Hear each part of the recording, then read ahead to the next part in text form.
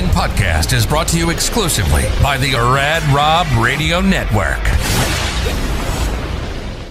On this edition of Straight Up 5, we welcome the Hall of Fame inductee for the class of 2026 in the PBA Hall of Fame, the one and only PBA legend, Guppy Troup.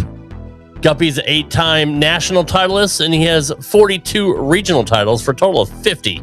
And Tom Clark recently went online and dropped the news on him on a live stream that he will be the next inductee, and I believe the only inductee to the 2026 PBA Hall of Fame.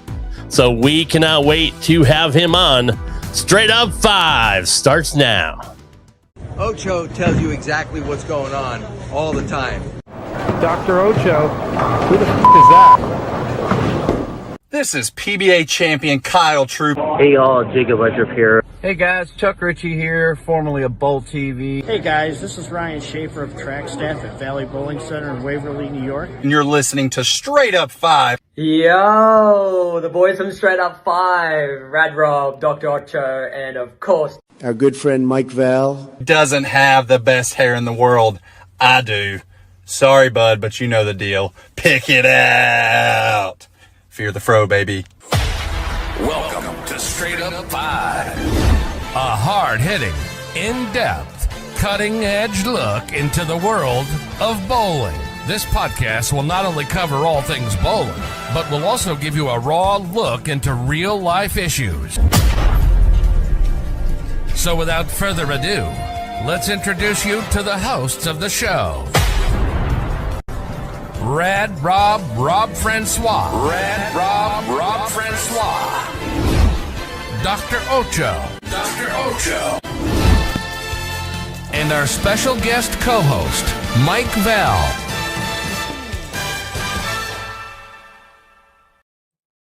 Hey guys, welcome back to Straight Up 5. I am your host, Rad Rob Francois. This is episode number 180, and we have an amazing first-time guest tonight. But before I bring him and my co-host in, let's take a look and see who's hanging out here in the Chizat. We got Nico Pujar, our resident statistician and reporter. Yes, I was a minute early. That's it happens every now and then. Broken clock's right twice a day. Sun shines and dogs ass at least once a day. I do for Nico. We appreciate you, brother. Cram Bones in the house. What's going on, brother?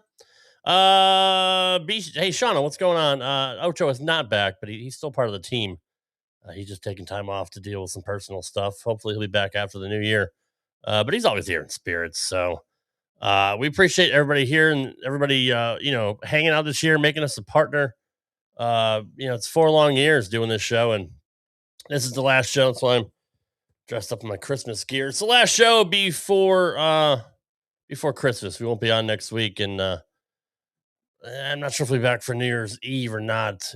Depends on my wife lets me or not. So this possibly is the last show of the year. So and a perfect time to have a perfect guest who was just recently named to be an inductee in the PBA Hall of Fame next year, which we are super, super happy for. And I know he is too. But before we get into all that, it's customary now that we salute our troops and our armed forces and pay respect to our country. Since Mikey wasn't here last week, I get to play it again for him. Let's join Coco Taylor in the singing of our national anthem. Please rise for the presentation of our colors. The Peoria Firefighters Local 50 Honor Guard, Mark Hubner, Andre Harper, Terry Carter, and Chance Barlow. The flags, the Local 50 Firefighters from Peoria, and Old Glory, our American flag.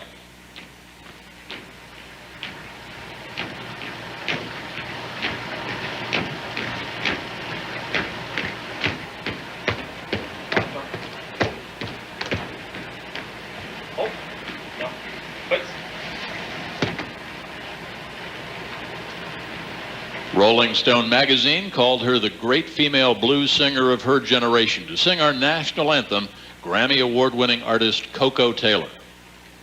Oh, say, can you see by the dawn's early light what so proudly we hear was but so proudly led streaming, who brought stripes and bright stars through the perilous fight. Over the rampart we watch was so proudly lit gleaming, and the rocket red glare, bombs bursting in air, gave proof through the night that our flag was still there. Oh, say does the Star-Spangled Banner yet wave over the land of the free and the home of the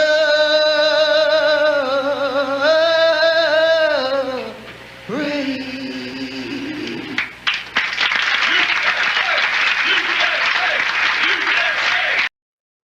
Please welcome my special guest co-host. He's the man that came up with that idea. The one and only Mikey Val. What's going on, Mike? I'm crying. I told you like a couple weeks ago that is not perfect. It really, it's Rolling Stone named her one of the greatest blues singers of her generation. I mean, What? I don't. And just think of this. Like everybody knows Voss was an army guy, right? Yeah. What do you think he's thinking to himself as she's singing this a month after 9/11? You gotta be kidding me. Right, and forgetting the words of the song, and yeah. She was adding words, bombs in the air. Yeah. Pretty bad, dude. Pretty bad. That was a great suggestion by you. That was great pulling out of the old mental Rolodex. So Thank you. Good on you on that one, man. I think we may just need to do that every week because that's just good. God, that makes the Roseanne Barr one look like Pavarotti sang it. I'm dying. Oh, that's so good. Well, it's good to have you here, buddy. Sorry we missed you last week, but I was looking for a Christmas for a Santa hat. I couldn't find one tonight, so get the bald dome. Sorry. Yeah, that's fine. It was a last minute thing for me to dress up. I'm like, well, shit, it's the last show before Christmas. Might as well do it. But anyway, dude, we got a banger of a guest tonight. I'm so happy. Kyle hooked me up with this on short notice. But what can you say about the Guppster, man? I know you haven't had a chance to talk to me this. I know you're excited. Oh God, yeah. And he's absolute legend and very well deserving of being named to the Hall of Fame for next year. Justin and I did a show about the Hall of Fame like 3 or 4 years ago, and Walter Ray actually joined us surprisingly, and it was Walter Ray and Jaros did it. And when we were doing it, there were 4 guys that I came up with, and Guppy was the first one on my list that needed to go into the Hall of Fame. But I thought the rules and like the criteria was ridiculous. Like, sure, guys, 8 titles, 40 regional titles. Like, how do you overlook that? He fought wars in the lanes. Like, guy's a Hall of Famer. And I'm sure we'll bring it up, but I couldn't be happier for the guy. Yeah, absolutely. Before we bring him in, as always with our first time guests, we play a highlight package. So here is a look at the career of Guppy Troup.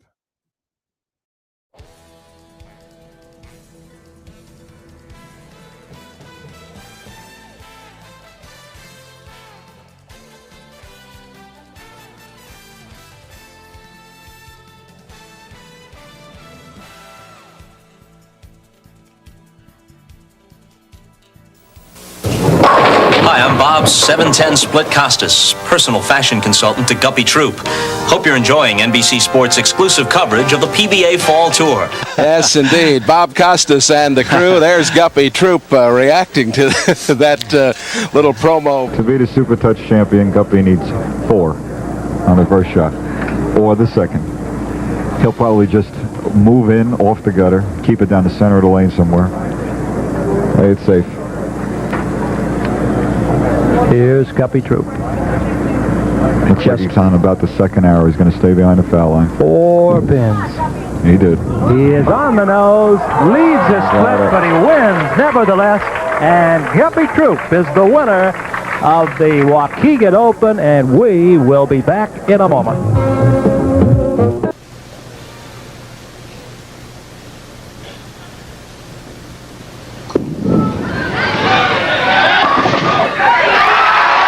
Needed 8, got 10, and a very emotional Guppy Troup. 5 victories coming into the Quaker State Open. He finished 5th last year. Jeannie Halsey, who owns a 60-lane establishment with its chandeliers, gets a hug from the winner of the $20,000 first prize, a trophy, a miniature race car. What a final match. Some people know me because I hammer the competition. I've blocked many challengers and run rings around the competition. And here's the tool pros and serious amateurs need to hammer the competition. You too can build better scores because the hammer hits harder. So hammer the competition in league play, tournament bowling, and professional tournaments. The Hammer Ball and Hammer Sportswear is available only in finer pro shops. Pick up a hammer ball and a hammer shirt today. It's almost like he's lost watching his reaction, and that's just the pro coming out in Guppy Troup. Right, he just doesn't know what to do, having the thing handed to him like it has been as he strikes on the final ball, wins it with a 184 game. 84 to 156. Guppy Troup is getting a standing ovation here, and he really hasn't been very emotional.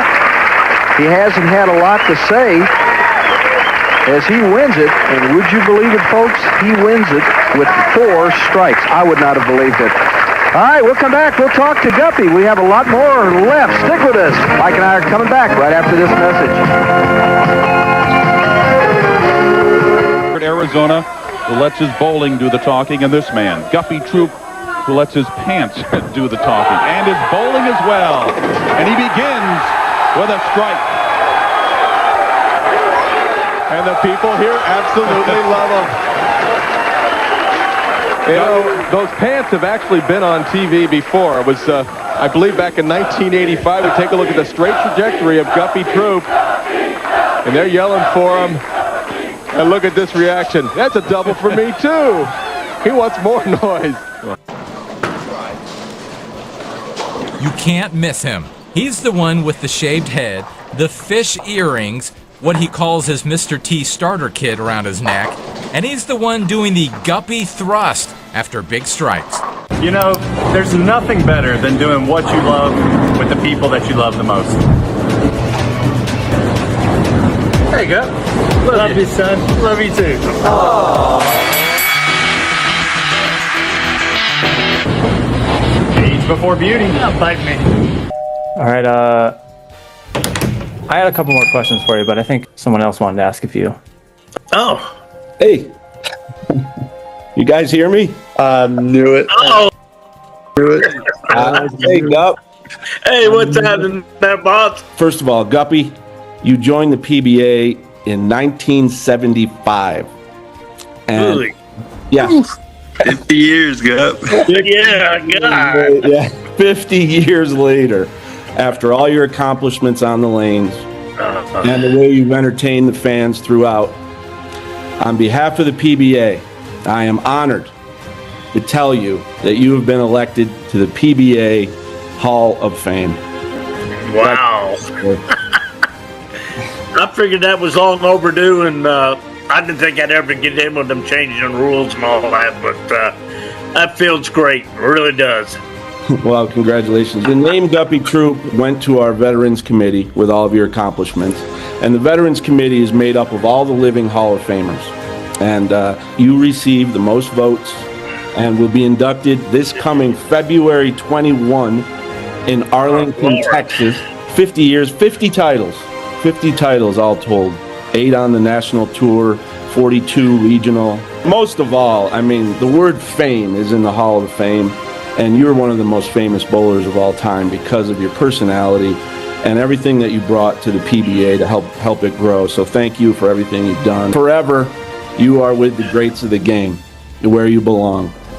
So No, Live thank you. that Thank day. you very much. Congratulations. Thank you. Thank you, Tom.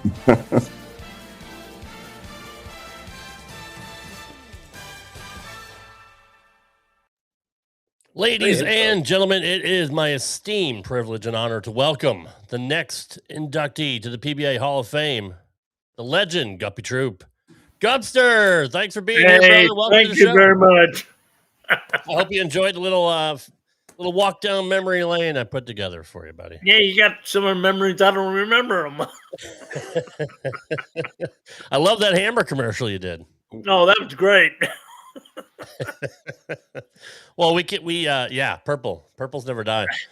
He's Storm now, so we can't talk about the hammer. But now, thanks for being here, man. We really appreciate it. Oh, thank you. And congratulations. You are the only inductee, as far as I know, in the Hall of Fame next year. Very well deserved. I believe I'm the only one. I mean, it's a bunch of You're guys. the highlight, man. You're the main event. You're the showstopper. That's good. That speech is going to be epic. Yeah. Yeah, you working on that yet? No, my son is. Oh, God. He's Work going to have smarter, not harder. He's going to give me something to go up and say, thank you very much, I'm gone. But I'll end up talking for a little bit, I'm sure.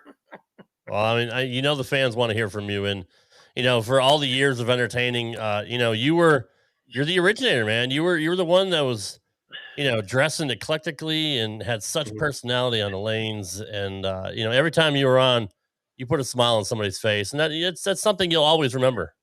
Yeah. Oh, yeah. From, 1975, made my first show and won in 78. And it was great. But if it hadn't been for the people, I wouldn't be Guppy Troup. I'd just be John Douglas Troup. Yeah, that's true. So, Mr. Troup, I have a question. Since you said you won in 78, right? Yeah. And everybody says you're the Scotsman. So you were born overseas, right? Edinburgh, Scotland. Okay, so here's my question. And I always wanted to ask this to you. How are you not classified as the first international born player to win a title?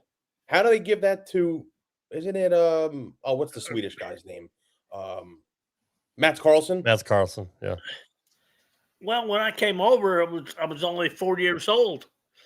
And then, by the way, I still don't have it with me, but I still carry my resident alien card. Nice. But I've been here so long, it doesn't matter now. By the way, I'm getting rid of my beard and all this for Christmas. So, Rob, would you say he's the first foreign-born player to win a title? I would say, yeah. He Yeah, has right? to. Obviously, he was on tour before Mats was, so yeah. And he won before Mats did. Yeah. Well, we need to talk to Tom about that. I'll message him when we get off the show here. And I have that. It's that weird brain I have. Get him on the show. Were you shocked when you saw Tom jump in that interview? Well, I was in a way, but Kyle had talked to me, I think the commissioner talked to me about 9 months ago about starting a different division for Hall of Fame. And I was probably, talked to Tyler, talked to Kyle, and they both knew as soon as the commissioner came on the air that was what it was going to be. Well, just the fact that your kid was there to watch it. I mean, that's special. Great. You can't ask for anything better than I have. I've got the one kid that stays at me at home. He runs his own scratch tournaments once a month. And then he got, Kyle, awesome Troup. I mean, he is one thing that's me, because when he grew up with me. He'd come to regional. He'd run back and forth. And what's so funny? I'll tell you a quick one. We're on the lane somewhere in Florida somewhere. I was up there set, ready to go. Started moving. All I heard was, Guppy, Gupp's coming down the lanes. So I put on my ball and I sat back to my. So he's 9 years old. Gupp, he's right behind. Thanks about it. I mean, what? I need some quarters. First thing you do is you do not yell my name in front of everybody. Come down to me, and you wait till I'm finished bowling. You want some quarters? So I said, "That's fine. What do you want? I want some quarters." So $10 to get a roll of quarters, pinball machine, and I saw him after. He was. It's Sorry, I didn't mean to interrupt you. No, go ahead. Your audio is cutting in and out. I'm not sure. I missed part of that, but I'm not technical difficulties always on this show. How proud of you of Kyle and his success? I mean, I know he struggled early on in his career, and it kind of took him a while to kind of come into his own. But once he did, I mean, he's hard to beat. Yeah, it's unbelievable. When he started, he was, I think he was, and he from Monroe, Michigan, right down the road from me, about 60 miles. Finished like 17th. Then came home from managing, to manage Wendy's bring down there. And I think I went. I said, "What? I want to bowl." I said, "Well, you want to do what you want? Go ahead." And then he finished 16th or 15th at the regional in Monroe. All of a sudden, he just kept bowling regionally. We did finish second. We should have won, but I was a little under the weather. We did good. Yeah, it happens. Weekend, but that was the only time tournament between the two of us. I'm just glad he decided became a pro bowler. Now all of a sudden there's how old was he when me and Kyle. When he went to PBA, he was like 16 or 17. Okay, and he started out one-handed. Is that correct? He didn't go two-handed until later in his career. Yeah, right? even-handed. It was funny. One weekend, I was there on Saturday morning, and he was bowling in the league. And God damn, your kid throws it good for two-handed. So the guy walked me down the line, 14, and looked back. Sure enough, with two hands, and that was. I said, "How do you even bowl like that?" And try it and get it right to my butt, and all of a sudden it's. But he made it look good. And so far, he's doing great. Oh, he's fantastic. Did he ever say like why he changed? Decided it looked a little easier for him to start two hands and all that jazz. But remember when he used to flight, he used to have three right off 2-3 board, 1,000,000 miles an hour and throw right in. He made that 1 week, and then next down, he's throwing a two-hand. Mike, what's your early memories of watching Guppy on TV? I know you're a bowling historian. The '84 U.S. Open. Was that when he lost to Roth? Limits Ohio. Gupp, is that the one title that?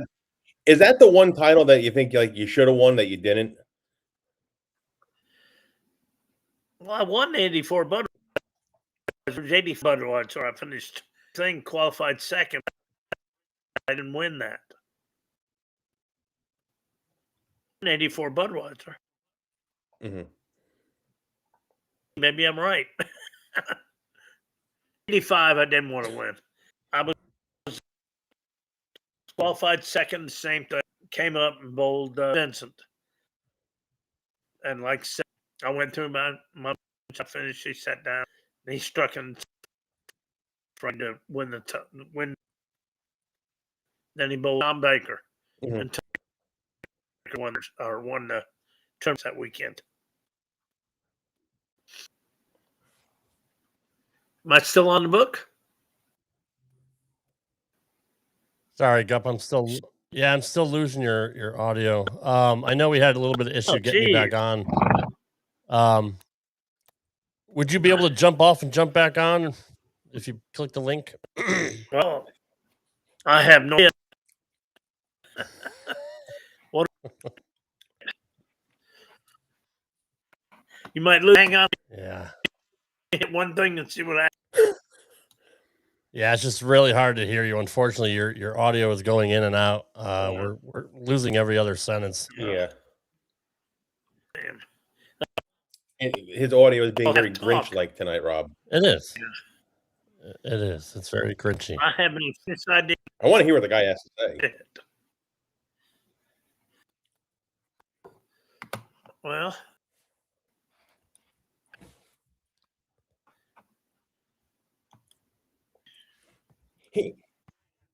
all right. We'll try to work around it. Unfortunately, that happens here sometimes on the show, and I don't want to. You do.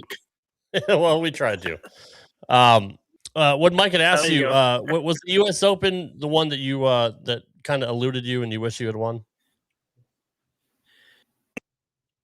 Yeah, I won in. I finished second in 1980 at the U.S. What's so funny? I drove up. I left the bowling center, flew away. So my girlfriend at that time, and I made the TV. Went through the whole field. I needed a strike on the next ball, but I left 4 pins, so I ended up making the. He threw a rubber ball too, Rob. Yeah. He threw a 3-dot on I that used show. a 3-dot. Really? I didn't know that. In flight. Yep. Told you. Did you throw the gray ghost as a spare ball too, right? Yeah. I used that 3-dot Ah, the flight gray ghost. first ball when That I piece needed of it. garbage. Second ball when I didn't need it. Rob, that might have been the And it only was- time I've ever seen Guppy on TV without the outfit. He was in all black.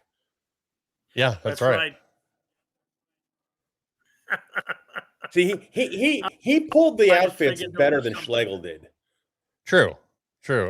Ernie was I don't know eclectic about too. that. No. I think you had more style than Ernie. Oh God, yeah. Well, I It went in flowed off of him. after Ernie finished his Hall of Fame and all that, and went to, I still wore my pants, and plain shirt. Rob, can we get subtitles on for him somehow? Do what? Does that do it? Mike asked if we could turn on like subtitles or anything like that, but no, that's not available. Doesn't cut on. I don't know. Live. Sorry, Gupp, with the technical stuff. I hate technology too. It drives me nuts. That's all right. But it's just good to have you here, regardless. Yeah, and you're so deserving of the Hall of Fame. And I said this when he brought me on, like I used to do a podcast a couple of years ago, and I said that you were probably one of the 5 that I could think of that belong in there. You, Jaros, Hugh Miller, Chris Warren, and Schaefer were the ones that I thought of, but you were the number 1 on the list. I'm so happy for you. Rightfully so. I mean, for a guy who fought the wars and regionals for all those years and had success in the national tour, it was a no-brainer. Like you belong there. Absolutely belong there. It was probably when the PBA to 10 titles, when the new that went to 10 titles. But then when we came back with 8, I ain't no titles, so I'm still home. And then the commissioner called Con and told them that we're working on getting me in with 8 titles and all that. But I believe it actually happened. It could have happened to a nicer guy, honestly. Oh, thank you. Yeah, I mean, you're fantastic for the sport. You've always been. I mean, even as a kid, just watching you on TV on ABC, even though you won your last title in '85 and you had your comeback, a little bit later in '98, I believe. I always remembered you, just for being so. I thought your clothes were funny. I thought you had you wore sunglasses sometimes. You had the little mini fro, and I'm like, man, that guy's cool. Like Bob Ross fro. The Bob Ross throw. Yeah. Yeah. I'm like, I want to be that guy. Like, that's Joe Cool to me. Tom was right. Fame is the word in the Hall of Fame, and there was, very few bowlers that were more famous or more well known and memorable than Guppy Troup. So that's a great impact to leave on the sport.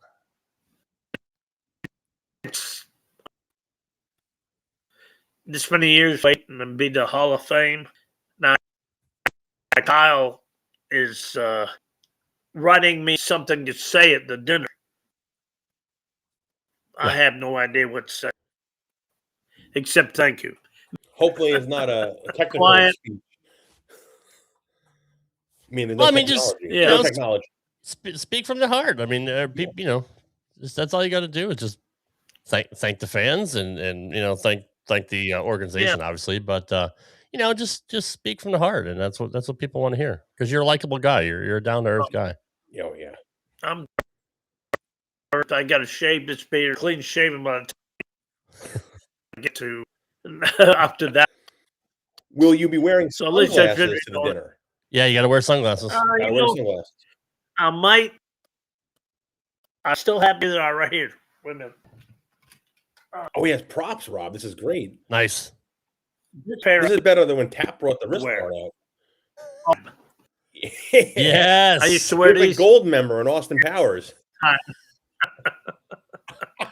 Dude, I love those shades. But man. I'm tempted to. I came to the. Get myself at least changed to where I can get the right light and wear them again. You never know. Yeah. Are your ears still pierced? Can you pull out the fish earrings? No earrings. All right. Don't have any. Between now and someone, I'll go ahead and see if they.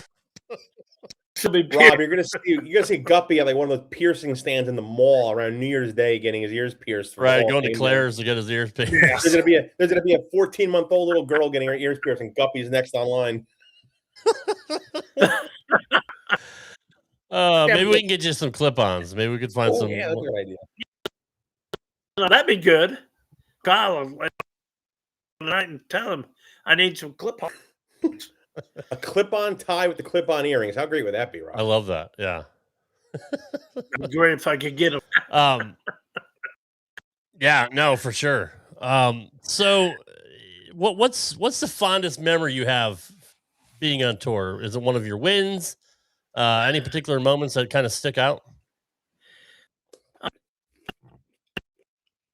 In Columbus, Ohio, I ended up winning that weekend. I kissed my bride. At that time, I already had them. So, but Columbus was so great for me. When I came 4 or 5 months later, the manager of the bowling was Phil Russo. He said you have to run to the bowling center no matter what. So, and every so often, about months, and I'd park my outside and go in on the run back to the bar, have a few drinks, come back out and I run the snack. It gave me the whole run of the place. Yeah, we're getting 39 now. Yeah, I caught that last part. I'm sorry. I caught like he had like a full run of the place is what I heard. All right, I'm sorry. This is frustrating. Yeah, he gave me. Mm-hmm. I used to go in the bar. I had drinks and I come back and work in front of everybody. Pair of shoes, whatever lane they wanted, and then we're going this year. Told me they're going back to Cliff's Bowling Center. Yeah, I saw that. It's Bowling Palace, right? Bowling Palace? Yeah, Bowling Palace. So I know I only come out for like in Columbus because I want to go back to the bowling center. I had biggest career there was 84. Mm-hmm. What happened between say 85 and 98 or so when you made your comeback? God, I don't know. I guess I didn't take it serious as I should have been. Took it serious, except when I had to step on the lane, and then I had to execute what I was supposed to shoot. I was entertaining everybody. I did more Right. entertaining, I think, outside of bowling than outside of on the lane was in the audience. I was always, I was the best you'd ever seen in the audience. I'll be up there 3 or 4 shots, in the audience talking to people, then come back, finish my 6 games to bowl that tournament. Best entertainer ever, Rob, on the lanes. Oh, absolutely. Yeah, by far. Thank you. Absolutely. Were you a Wayne Webb karaoke guy too, Gupp, or no? Were you a karaoke guy with Webb in the bar? Very rarely. Can you imagine him doing karaoke, Rob? We had our time. No. We had a karaoke and can somewhere in brought his motorhome, and I was up doing. And when we finished, me and Wayne Webb, we were doing our karaoke in the audience. Needless to say, for the night and all that night because I couldn't go home. He actually put the dog outside. So the following, I was first to get up. I went outside, opened the door, and sure, the dog's right there. Jumped right in, and he's back at home. I had so much fun. Even winning was great, but it was just fun. I don't now the guys nowadays they're not like me. Excuse me. They're not like you guys at all. Oh, there is nobody like you, bro. No. Well, they're goodness too to that. prim and proper now. They're too yeah. They're too buttoned up. They can't hold a candle to what you guys did. I remember back in the 80s tournaments, they were off from West Coast. Yeah. Just made sure we had time. Rob, I say it all the time. Can you imagine if they had social media back in the 80s with these guys? Oh, no kidding. Between Guppy and Pete, I mean. Oh, my God.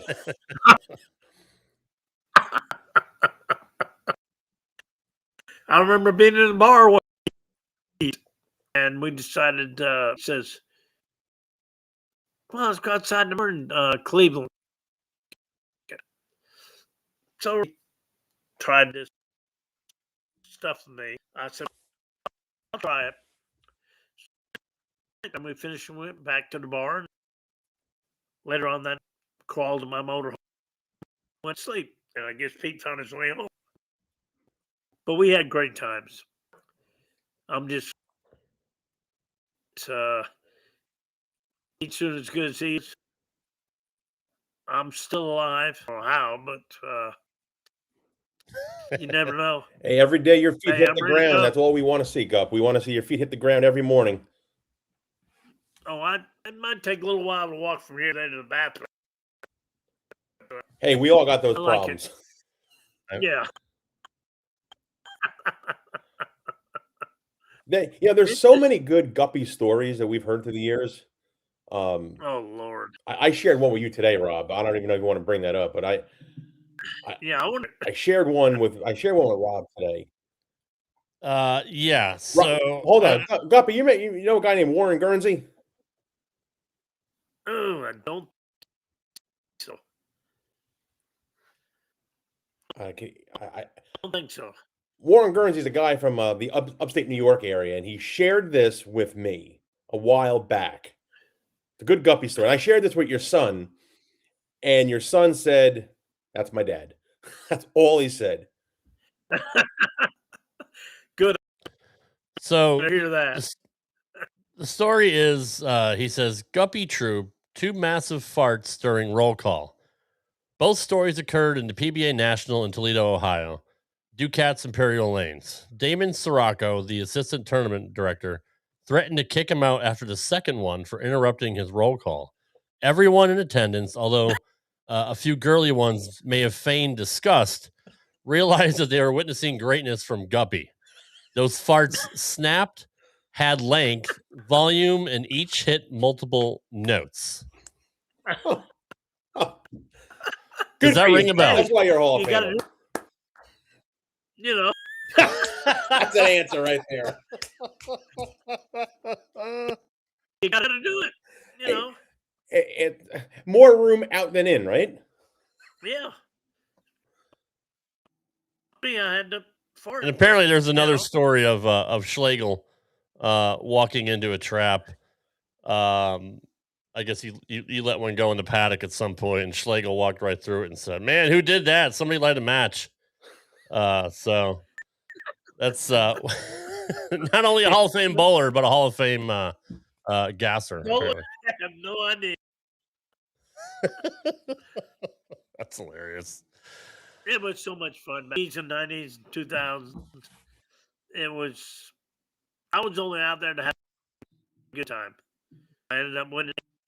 Hey, Gupp, who would you say would be your hardest, like your, not your rival, but like your hardest opponent you ever saw on the lanes? Like, who was the one guy that like had your number? Mark. Had to be. Everybody says Roth all the time, you know. I made the show in when was it? Let's see, I went in 75. I made the show 77. For TV shows, Cleveland or somewhere, and chief of show. Needless to say, I lost to Roth, but I ended up taking her to the airport in the motor, dropping her off on to the next stop. And then I ended up bowling Mark for U.S. Open top 80, and like I said, 2 or 4 pin and lost, but that was pretty good. Well, he beat Earl, so I mean, you know, talk about. Oh yeah, beat Earl. One thing. I mean, if that was the only thing you could ever hang your hat on. I think it was 81 or 82 in Keegan. Well, yeah, it was Waukegan. Yep. Rob, imagine a TV show. Yeah, imagine a TV show. You have Guppy on the show. You have Holman on the show. Holman used to get it up pretty good on the TV show. Yeah. Put Schlegel on the show. That was a good one for entertainment purposes. Put Pete up there. Pete used to entertain pretty well. Pete was always good. Sure. And give me one other good one from that generation that was always good for the crowd. I want to say Voss. I mean, Voss was very popular. Yeah, Voss. Yeah. Voss was a guy. I love Voss to death. 2 years ago, down the street from where I lived, he was doing an action at one of the bowling centers down there, and I saw him. He's growing a beard, long hair, and all crap with him. But that would be a good. I'll be doing the interdiction to them. Bowling Roth was Right. bad Yeah, no enough kidding. when Yeah, no, I mean, right. I mean, when I watched the tour when it came to Bradley and Voss was on the show, the crowd popped for him every time he came out. Like he was just obviously he's a great looking guy. He's a fantastic bowler, but he was super popular back in the day. Yeah. Yeah, hell of a player. He was. I mean, do just remember unbelievable. Milwaukee. I have 25, 30 years ago. We Milwaukee, and it was 20 and the ball, and I always ended up in the bar. Boss had his brought him in one time, and I was up talking and all that, and I called Voss. Sometime he came, jumped up with me, talked to me for a little while, and he said, "Okay, you take it now. I'm going to party," and he did. How much fun did you really have, Gupp? I mean, oh my God. I was going to say, there's probably stories you can't share. Stories I could share, not share. I've been. We need better audio to hear those stories, Rob. Yeah, we're definitely going to have you back on. Rob, did I ever tell you my Voss story? You have a Voss story? I do. Really? I do. Okay. I crossed with Voss at the U.S. Open one year at Carolier. And it was amazing to watch, like, a guy to bowl 18 games with a guy that I idolized, like watching this guy as a kid, right? Yeah. So the first day, I was 57 under after 6, which wasn't terrible. I was like kind of pleased with that. I go back to day 2, and I had the burn squad. So we're bowling a Carolier. So I started off the day 230, 230, 220. I got all my pins back. So now I was like plus 25, 30 around there. So I got my pins back. I'm ecstatic. We go make the turn. And we go to 17 and 18, which is upstairs at Carolier. So I'm on a double, and I'm on the right lanes. I'm in front of the ball return, and Dave D'Entremont was bowling to the right of me. So I take step, and lane 17 re-racks.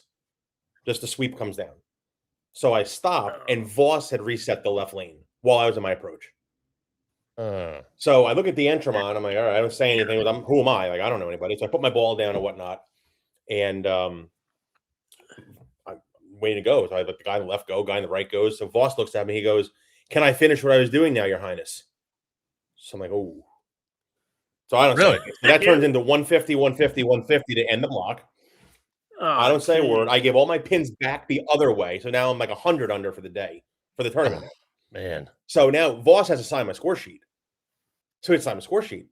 So I said to him, I said, not for nothing, but that was kind of a dick maneuver what you did back there. So he stood up and he goes, "I'm Brian effing Voss. I can do whatever I want." And he walks away. Now I got to bowl 6 more games with this guy in the morning. Right. So I don't say a word. Yeah. So I bowl the next day. Terrible. I don't make the cashes round. Whatever. No big deal. So I'm in the bar that night. Okay. In the bar that night. I'm sitting by the bar, minding my own business. And here comes Voss. He walks right into the bar. So he comes over to me. He goes, "Look," he goes, "I'm really sorry." He shakes my hand. I want to apologize for the way I acted yesterday. He goes, "You got to understand, this is my livelihood. Like, I pay my mortgage doing this. So if I, pissed you off or whatnot, if I made you bowl bad the back 3, like, I'm really sorry." I said, "All right, no problem." He goes, "What are you drinking?" I said, "I don't know. I got a Bud Light." He goes, "Bartender," he goes, "Back this guy up. This one's on me." I said, "Hey, man, thanks a lot." Shake his hand. He pulls a free drink coupon out of his wallet and buys the beer with a free drink coupon and walks out of the bar. How is that?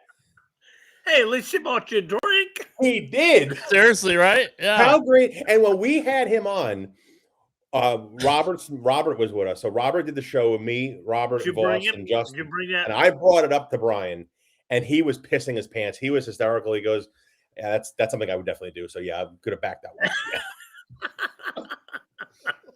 How's that for a Brian Voss story? Dude, that's one of the greatest stories I've ever heard. Unbelievable. You want to hear a better one, Rob? I'll give you another good one, Gupp. Sure. Going back to Guppy's flatulence issue we talked about before. Yeah. I'm not going to name the bowler. Okay. The previous year, I bowled the Open again at Carolier. I crossed with Machuga, a nobody, and a woman pro bowler. Okay. And the woman pro, very well known, very successful, really good player. So we get to day 2, and I'm following her. So she goes, and I'm going right behind her. So day 2, we bowl the morning squad. And I go to the ball return again. I'm like, the hell is that smell? Oh. So I get up, I throw the ball, whatever. And it's like lingering for like the first game. I mean, maybe it's something out of the ball return, like something out of the air vent, whatever. Go to game 2, and it's still there. And now I'm following her. Ball return. I'm like, what the hell is this smell? And now it's up like on the approach. I'm like, it smells like shit. Like, I'm like, oh, this is like terrible. So I get up to go, and I'm like, oh, I feel a hand on my shoulder. I quote, "I'm so sorry. The Egg McMuffin did not agree with me this morning." Who said that to you? Did? Rob, Gupp, I was dying. So she admitted to it. I'm not going to say who it is. Was it? I don't want to throw her under the bus, but Okay. she admitted to it, and she. Well, you ought to. All I'll say is, I will say this: she's getting inducted into the Hall of Fame this year. She's getting inducted to the USBC Hall of Fame this year. So if you can figure that one out, Rob, that's one of the two women that's getting inducted. She's one of the two. As Rob's going to Google who's getting inducted to the USBC. Yes, I'm looking it up right now because I need to know. It's not Mrs. Tapp, I will tell you that. I was thinking that. It's not Charlie's wife. Marlis is getting inducted. It is not Marlis Tapp. I will guarantee you that. Okay. Who is? Hall of Fame 2026. And I'll tell you what, Guppy, she threw the ball unbelievably well. She threw it so good. And she got a big old handful when she threw it. Who's that? Michelle Feldman? That's the one. She threw it great. But obviously the Egg McMuffin didn't like her that day in New Jersey. Now we got to get her on the show and just bring up that story and see if it's true. Well, those are the only two I got for tonight. I'm done. I'm going to eat my grape and be quiet here. Gupp, did it surprise you that Kyle was a natural showman like you? I mean, he's got such a personality. Obviously, he adopted the afro and the clothes. Like, did you talk to him about that? Did he do it on his own? Like, what started him doing? He did thing. You know, I use pants, just plain shirt, to pants and the shirt. Yeah.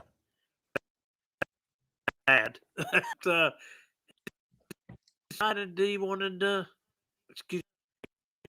expression be like me. So he the shirt looked in pants, and then from there he's unbelievable. I mean, he's so good for the game. I mean, oh yeah. Yeah, thanks to him. Oh man, they used to be Guppy Troup. It's like Kyle put bowling back on the map a little bit. Yeah, especially during COVID. Because of his persona. He is most unbelievable. I mean, number one on now. Him and me, he's probably top three. I don't even easily. know. Jason, money. Keith sort of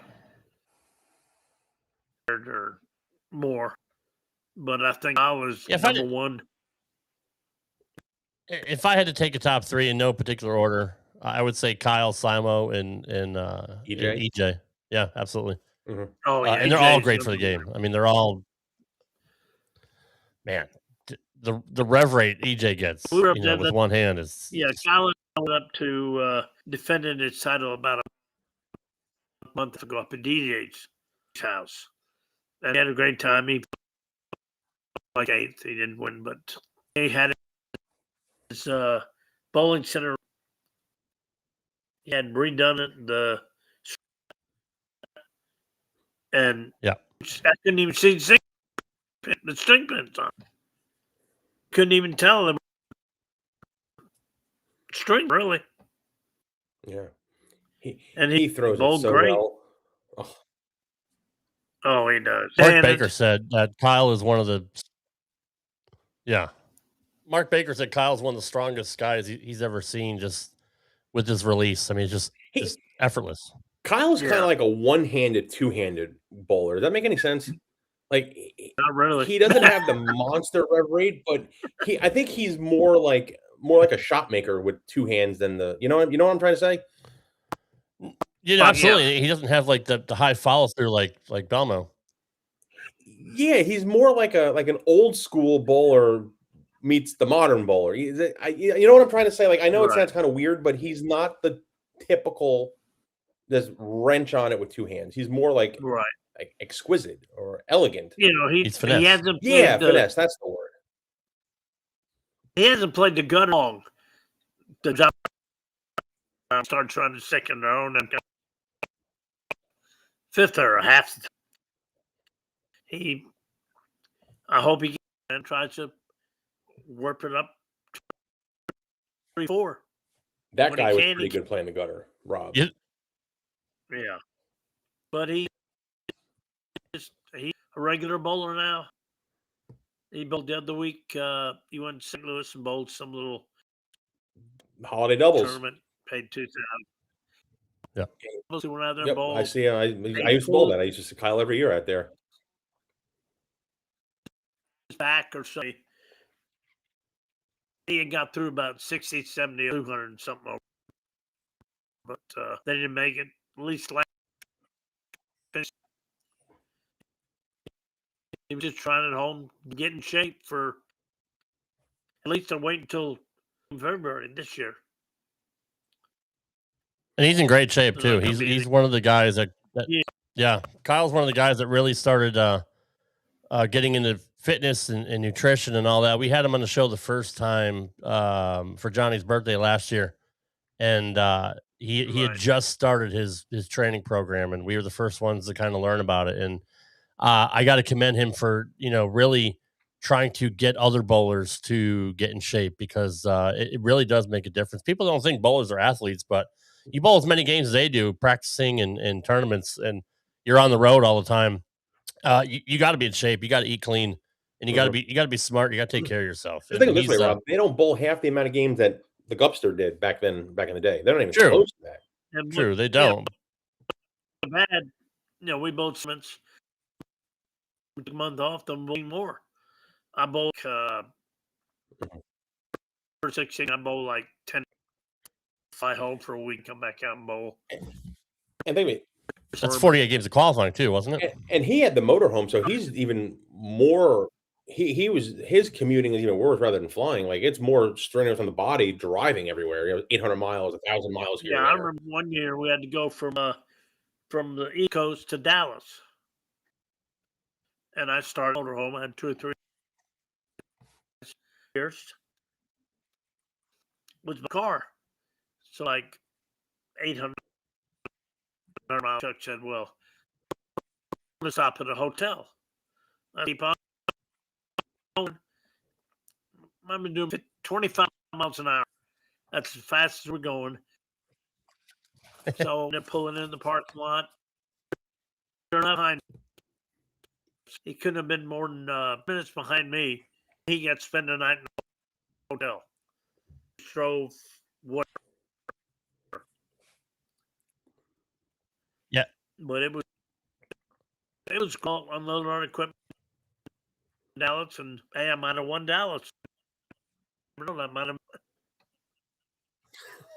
There needs to be a movie made, Rob, about the lives of these guys, like, on the road. Oh, especially back in the day.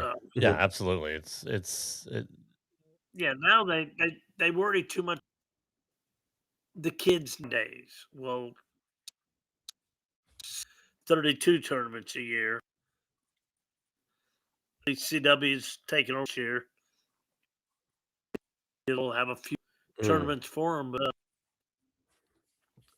we had one out there for years, from 80 to like 2000. I took 2 motorhomes, drove to Texas, then from Texas I'd go to Scotland, first go up to Portland. Tommy Nevin was got with me up for years. We were in Portland, and I said, "Well, you want to?" So we did. Sure enough, went back to motorhome, sleep. About 3 o'clock in the morning, I woke, started driving the motorhome. We drove all the way to outside of Florida. There was a regional. I said, "Well, we got to stop there on the way home." So we stopped at the regional. We got there like Wednesday. Started on Friday. Harry O'Neill, our regional driver, was there, and we just had a great time. It's third. I think he finished like 8th or 9th. It was a good break for us to, instead of driving, we stopped regional on the way. It's bowling regional on the way home. I mean, you were just bowling all the time. That's about all it was. All I ever did. I don't know how the hell I got time. I married my first wife. In about a year, I was still on. She's on one of the TV shows that she showed, and then I got married. We got divorced.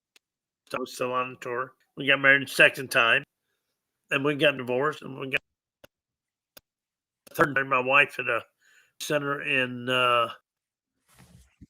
South Carolina. It's an old bowling. We had the party there, and then we had the everything and all that, and it was great. We got to celebrate home and everything there. Just now, it's not doing that much for bowling, is it? I mean, how the hell? Agreed. How the hell can we have tournaments 16 weeks, a month on 16? And nowadays, Cal goes like 17 in a row, and that's well. God, back then you had the spring tour, you had a summer tour, and then you had the winter tour. Yeah, I mean, there was bowling on TV all year long, pretty much. And sponsors. That's the big thing, Rob. Yeah, yeah, sponsors. It'd be great, but now all of a sudden, who's center? Bowmore or the PBA. Bolero, who owns PBA? Bolero. Yeah. Yeah, Bolero. Yeah. There's which is like 6 months from me. They're like $15, $18 to bowl 3 games. Yeah, that's ridiculous. Or you can't afford it anymore. That's the bowl. It costs us $6 to bowl, and this guy's been for 27 years. 27 years ago. Yep, to $8 for 3 games. And he said $8 for $15. And we still have $3,000. Yeah. I mean, most families nowadays can't afford to bowl anymore. It used to be a blue collar sport, and they've been priced out. And whatever mom and pop, are still around, they got to do something to compete with all the other entertainment venues. It's hard. It's not like it used to be, and we've lost too many bowling centers, and I think that's why they want to go to string pins, because it's cheaper. Yeah, it's cost effective. The third one is string pins. Do not go to the first one.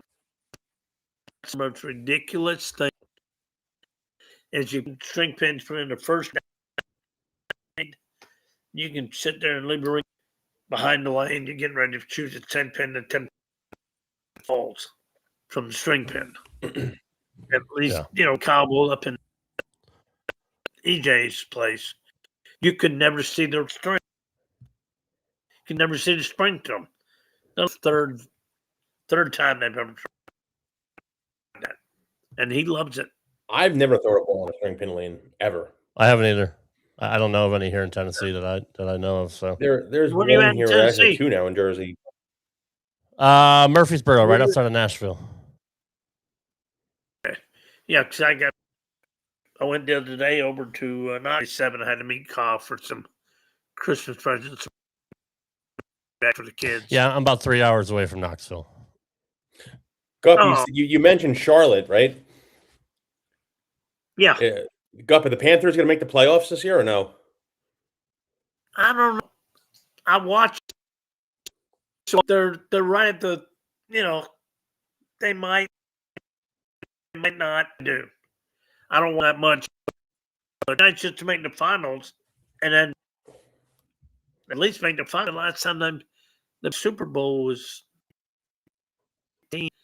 19? 18 when they had it was probably like 5 or 6 years ago, maybe longer than that. Yeah, I know Kyle's a big Panther fan, but this year, at least you're still in it. Oh.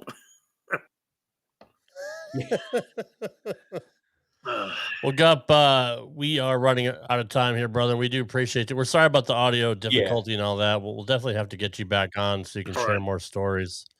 But it's kind of a disservice to you, unfortunately. But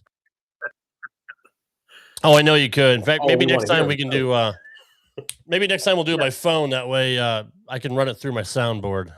It might work out better that way. But hey, Merry Christmas to you, Gupp. Thank you. Same to you. Congratulations again, buddy. Well deserved. Very well deserved, man. Thank Seriously. you for entertaining for all those years. Thank you very much. All right, Gupp. You have a good night, brother. We appreciate you. Take it. Bye, bud. All right, Gupp. Man, I hate that, dude. I hate that so much. I feel bad, man. I do too. That's just the nature. Can you imagine him just telling stories for an hour? And that's what hopefully we can get sooner rather than later. Yeah. I can run the phone through my Roadcaster. And just listen to him tell stories. We don't have to have him on the screen or anything like that, but it's unfortunate working through that. And we tried to get through it as best we could. I know a lot of people kind of ditched out tonight because it's just hard to understand what he was saying, but it's still a super, super nice guy. Salt of the earth. It's same with Kyle.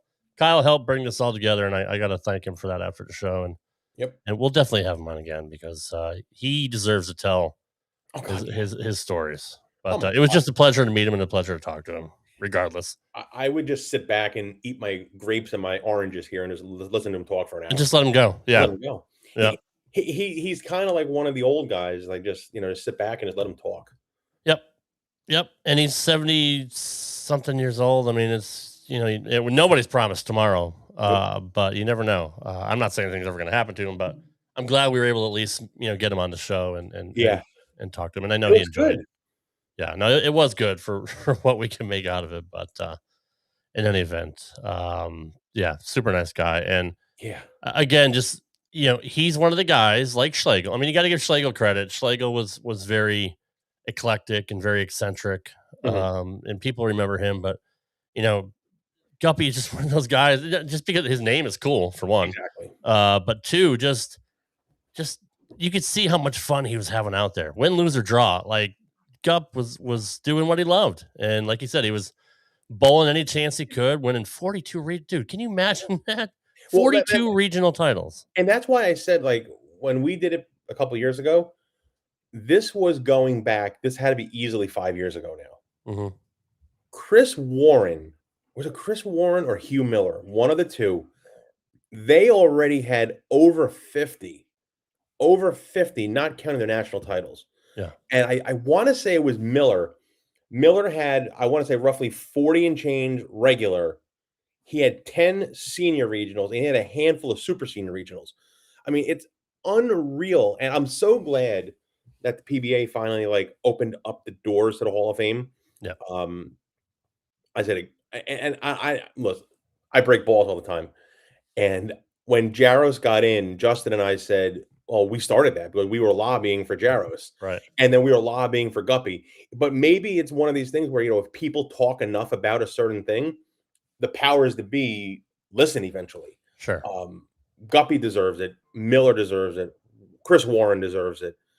And I will go to my grave saying this. Ryan Schaefer, he only has 4 or 5 titles, but deserving. Absolutely. No, and we've had Schaefer on the show a couple times, and he's such a cool dude, and he's very outspoken. And maybe that's a little bit to his detriment sometimes, but he is one of those guys that is absolutely deserving. And I think Robert Smith is too. I mean, if he didn't get hurt, dude, he dominated everybody. And maybe someday he will. Robert would have been a Hall of Famer, absolutely, if he didn't hurt himself. But there's so many that is kind of on the cusp of that. John Mazza too. John Mazza's great. Like he was close too. Yeah. Yeah. But you look at these guys that did it in the regional circuit, and that's what Walter said it to us. He goes, you have to give them their due, their credit. Sure. Okay, so it's not going to count as much as a national title will, but you have to give them something. And we had Riggles. I don't know if you ever had Jeff Riggles or not. Yeah. Okay, so going back one with Riggles, he said, in his region, he goes, you had him, he had 30 titles. Both of the Traber brothers that had close to 40. Yeah. Lenny Borsch, Weber. I mean, you had a who's who in that region. So these guys are all Hall of Famers, all national titleists. You have to give the guys that win out there their due. Okay, so take like Riggles. Riggles had a full-time job as a news reporter, right? Or a journalist, whatever he does for the newspaper. Right. He has 30 regional titles. Yeah. So he didn't bowl in the national tour. And if he did bowl in the national tour, say he won, let's just say Jeff won 4 times, right? But he has 37 regional titles. You got to give him some kind of credit for what he did on the PBA, on the regional circuit. Like, it's still, you have to, especially if you're considered being part of the PBA. I don't care if it's regional or not. It's under the umbrella of PBA, and they are PBA members. And I've always said it doesn't count for enough because it should. It's like minor league baseball. That's like the AAA of the PBA, right? Right. But it's still a professional title. Like, you're not. It's not like the PBA saying, okay, if you have a national title, you can't bowl a regional. No, like, you're bowling like in our region here in the East, right? Yeah. You have O'Neill, Schaefer, Pepe. You have got Parker. You have guys that can bowl. So are you going to just say because they have a national title they can't bowl? No, they're more than well eligible to bowl. Right. You're beating them. Like, what's the point? You have to give those guys their due. And I think it's the Southwest, Rob. I think it's the Southwest region that has their own Hall of Fame, a regional Hall of Fame. I would love to see the PBA open up a regional Hall of Fame just for the regional players. Sure. Not saying like, okay, Walter Ray is not going to be in the regional Hall of Fame. He's secluded. Like, those guys are out. Make it just for the regional guys, the guys that had a regular Monday to Friday 9 to 5 job that couldn't bowl the national tour, but beat your brains in every weekend.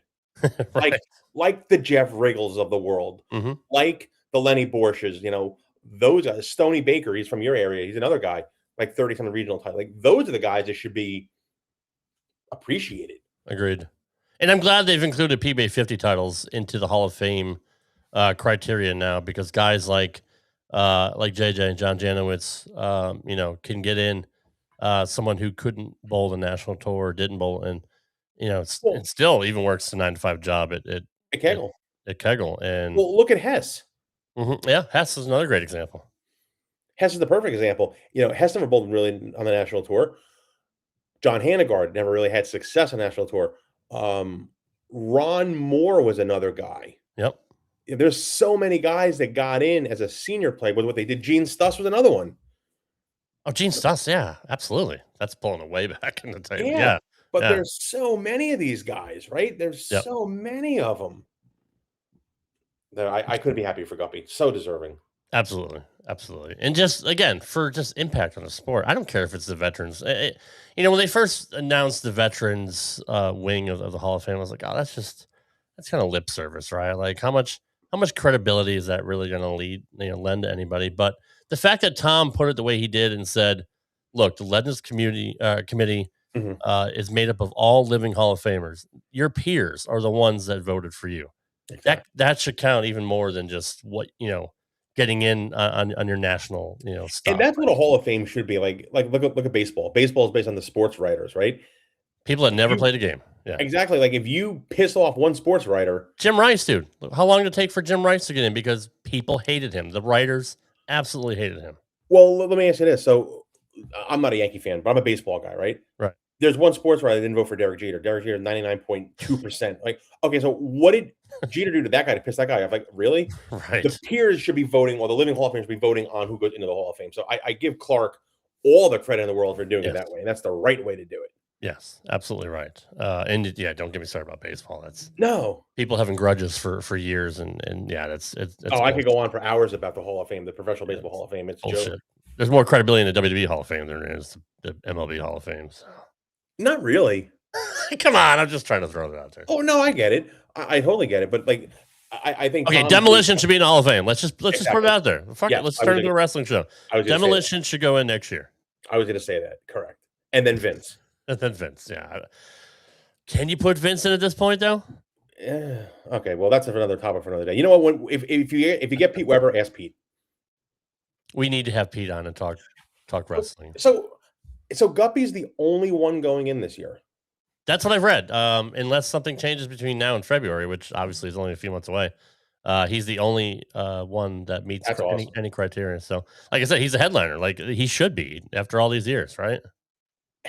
His name will be in lights for one last time. Yep. How many senior titles did he have? National titles. I don't know if he had any. He was rookie of the year on the senior tour, though. He was. I know he was rookie of the year in 2005 when they still call it the senior tour. Let me pull up his wiki real quick here. I'm surprised your buddy Nico is not jumping on this one. I know, right? We do have a very knowledgeable chat. Let's see. Career.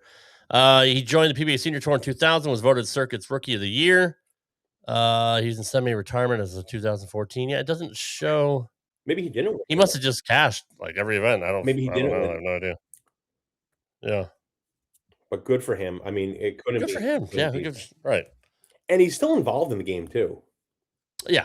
Yeah, which I love. And watching him on TV just when Kyle wins and just seeing the emotion on his face, that's something I wanted to ask, but obviously we wouldn't be able to hear it very well because of the audio bullshit. But you know, just watching your kid win like that, like, and being in the audience, and you know, as a dad, you know, you have kids. I mean, as a dad, that's just something you dream of. Everybody says like it's more pressure watching your child, and I'll use the bowling reference. Watching your child throw a ball for the win rather than me throwing a ball for the win. So let's say I have a kid and my kid's needs a strike to win the U.S. Open. It's more pressure for me watching him than it would be for me actually going to do it. Yeah, you know what I mean. Yep, absolutely. And most of the guys. So let me ask you this now: would you say we can now put the Troup family in that upper echelon of bowling family royalty? Like you had the Webbers, and you had the Bones, and you have the Barneses now, the McCunes. Mm-hmm. Are we going to put the Troups in that category now? How can you not? Have to. Yeah, you have to. They're both Hall of Famers. Absolutely. Yeah, Kyle will be there eventually. Kyle's already got the criteria to get in, so I mean, he's the first ballot. But yeah, no, that's a great point. Yeah, how could you not? And even if Gupp didn't go into the Hall of Fame, Mike, again, just the impact that he had on the sport and how memorable he was. They were rock stars back in the 80s. Like they really were. Like you know, JP and Pete and Guppy and all the guys on tour, like they could do no wrong. Like they were on TV right before the Wild World of Sports every Saturday. I mean, they were the lead-in for the biggest show, and they were household names. That was the thing. They were. Yeah, they absolutely were. And they got coverage like in newspapers, and you know, obviously the internet was there, but they had coverage in different forms of media. So let me ask you this: if you had the chance to get one person on your show from that 80s/90s era, who would it be? Who would you want to have an hour with? To be quite honest, Bo Burton. I've had him before. Awesome. The voice of my childhood, and it's sad that Schenkel isn't here anymore, but Bo was one of those guys that I don't think got enough credit for, number one, how good he was as a bowler, but how smart he was about breaking down the game. And, you know, say what you want about Randy. Randy's great. Is he gone now? You know what? I don't know if he's signed with CW. Guy just taking. I don't know what Randy's gonna be doing, and I'm not disrespecting Randy at all, but he's not Bo. Like Bo just brought a new level. He knew how to break it down without getting too technical, and you know what, I put it in a way people could understand. You know what I called Bo when I introduced him on our show years ago? What? I said he was the Joe Buck of the Pro Bowlers Tour. Yep. Like Joe Buck's is synonymous with baseball and football, and Bo's voice was synonymous with the PBA. He was the Joe Buck of Joe Buck, John Madden, Pat Summerall, whichever ones you want to throw in there. Yeah. Al Michaels, they're all. Sure, absolutely. You know who I would, and I'm going to answer my own question. Okay. I never really got along with the guy, and I have much respect for him.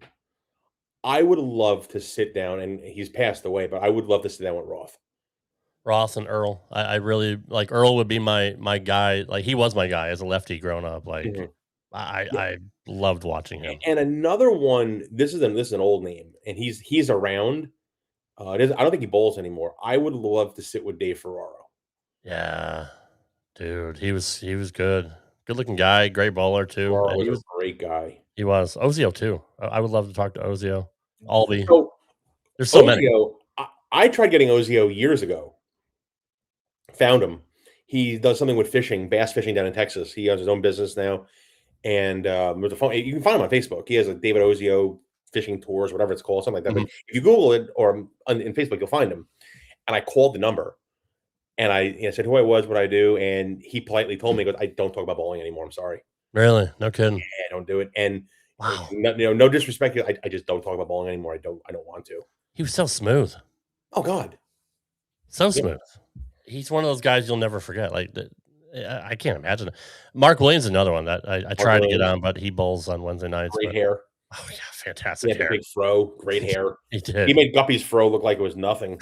Right? Yeah, he did. Absolutely. One guy I'll never get on the show is Schlegel. He did it with somebody, but he was off like 3 hours. He did it with was it Derek? Derek Michaud. Yeah. It was like 4 hours he did it with Derek. Yeah. And no disrespect to what he did in lanes. No. I 4 hours? Yeah, I know. Yeah. No kidding. If I've you just really heard want, I've just heard he's a douchebag. If you really want Bo, I can make that happen. I have an in with Bo. I can make that happen. That's a bucket list thing. Absolutely. Like, well, if I'll tell you what, if that's what you want for Christmas, Rob, and you want your guest host to try to help you for the new year, I can try to make that happen for you. Yeah, I know I can make that happen. That one I can do. I know for a fact I can make that happen. Awesome. Yeah. I would love to do that. That's a bucket list thing for me, because there aren't that many guys like him left of that era. You know what I mean? Like Gupp too. I mean, it's just these guys are living legends. Like him and Litchie, Lenny Nicholson, all those guys. They're cut from a different cloth. Yeah, I had Larry on, who walked around the parking lot at the bowling alley for an hour. Like he drove his car to get better internet when he was with me a couple times. Did he really? Yeah, that's cool. He's a classy guy. Another former Connecticut guy, and I grew up with his kid Mikey, who I'm trying to get on the show, but I don't. He doesn't. He's very hard because he doesn't have the social media thing. He's hard. Yeah, exactly. He's kind of, I don't want to say a recluse, but he's just not on social media. So yeah, he's smart. Very smart. Absolutely he's smart. Yeah, absolutely smart. But Larry was supposed to be working on him. I was working on EJ too. When I had the Penxas on from Jopo Grips, obviously he represents them, and Jerry Senior was going to try to get him on. But EJ's another one of those guys that doesn't do a lot of interviews, which I don't know. That's surprising. Yeah, Simo too. Simo doesn't do a lot of interviews either. I was trying to get him on as well. But I love the new guys, but I'm an old school guy just like you.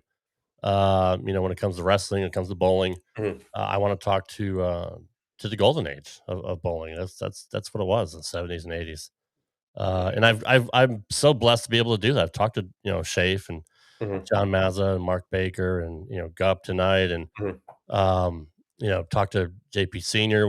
That was another bucket list thing for me. I mean, I idolized these guys growing up, but both at the top. Pete too. I mean, I want to pick Pete's brain, but these guys aren't going to be around, forever. So I told you, Pete's the guy you got to talk wrestling with too. Yeah, he loves his wrestling. We could have a wrestling roundtable with Pete and Charlie Tapp, and I told you Pete Patrick. You said that, Nebraska, yeah. He's a big wrestling fan too. It's funny that Gupp and Pete both did the crotch chop. I forgot to ask him about that. But we wouldn't have heard him anyway. Yeah, exactly. But we still thank Gupp for coming on tonight and giving us his time. And I know he had a good time too. So that's it. He got to tell some stories, and the old guys love doing that. They love reliving their memories. He didn't mind that we brought up his gas. He didn't mind. No, that was a good story, right? It was a good story. That was a good find. But, I'll give you one other name, and he's still kicking. But it's very hard. I don't think he does anything. He doesn't speak anymore with his condition. Is Ballard? I would love to listen to Dell talk. The stuff that he could probably tell, even from like his action days of Texas, like growing up, like Duke and Dickinson and all those guys. Unfortunately, Dell doesn't really speak much anymore. But oh my God, that's another guy that I would love to just sit and just listen for what's up there with him. And somebody had said like very underrated player too.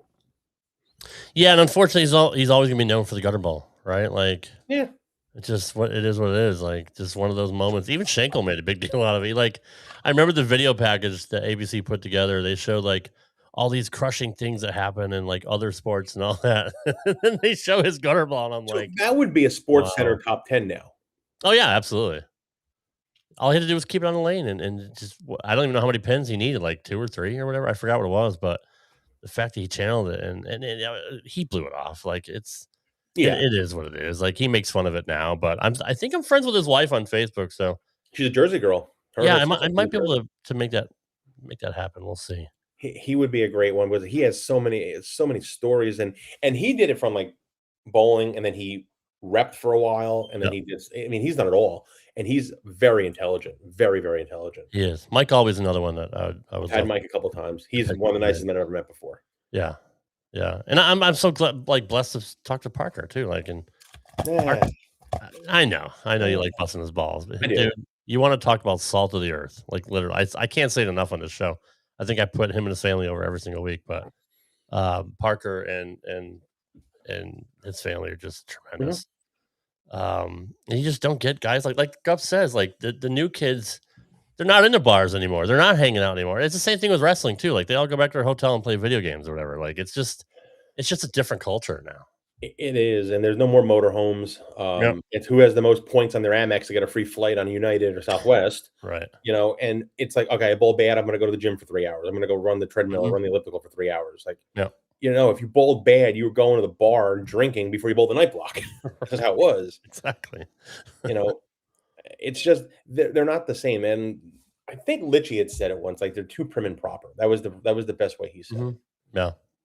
Which, I mean, there's nothing wrong with that. They're obviously representing their sport. I mean, it's not the Wild West anymore. I mean, everything is different now. It's almost like these guys want to make a brand for themselves. Which they should. I mean, essentially, they're independent contractors. So, I mean, they have to represent themselves. They have to promote their own brand. But think of how it would have been 25, 30, 40 years ago, you know, with those personalities back then. Right. You know, you had Marshall and you had Pete, you know, and you had Schlegel and all those guys. Like, you know, how many times would Pete be in Facebook jail? No shit. Right?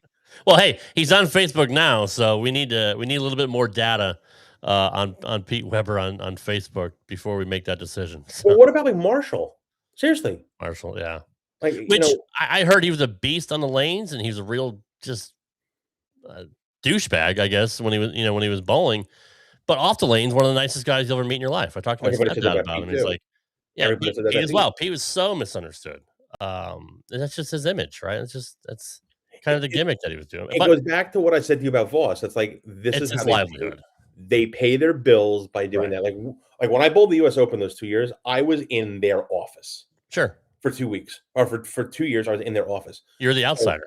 Exactly. So like I can do what they do, but nowhere close to as good as they do it. Right. That's just like if Weber came to my office for a week, he could do my job, but not as good as I do my job. Right. It's the same thing. So, you know, you have to have that respect, and you have to understand, like, hey, this is what they do. They feed their families by throwing a ball. Like, you know, you're gonna be quiet, you're gonna be miserable. And I'm gonna show you this. And this is my favorite athlete ever. And this guy, can you see who that is? Yep, Tiger.